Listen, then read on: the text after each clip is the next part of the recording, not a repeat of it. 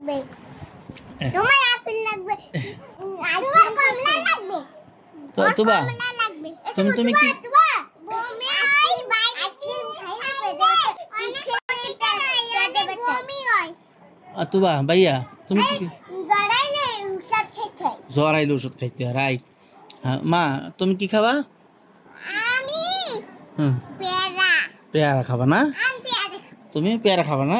আমি তুমিও পেয়ারা খাবা? এই যে আল্লাহ, আজকে এরা এত ভালো হয়ে গেল কিভাবে পেয়ারা খাইবো?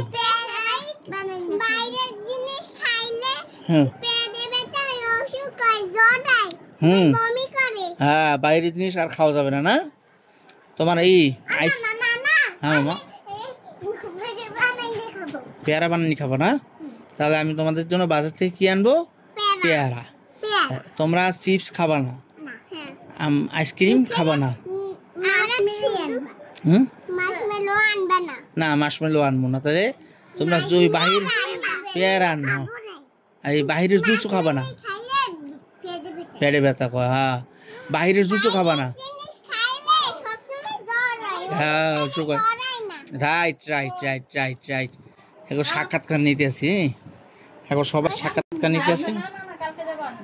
তা তোমরা বাহিরের জিনিস খাবা না? না, ধন্যবাদ ধন্যবাদ। তুবা বমি হয়, পেটে ব্যথা হয়, মাশরুম পেটে ব্যথা হয়। হ্যাঁ, জুস খাওয়া যাইবে না, চিপস খাওয়া যাইবে না, আইসক্রিম খাওয়া যাইবে না। হ্যাঁ, চিপস খাওয়া যাইবে না। কই যান খালাম্মা?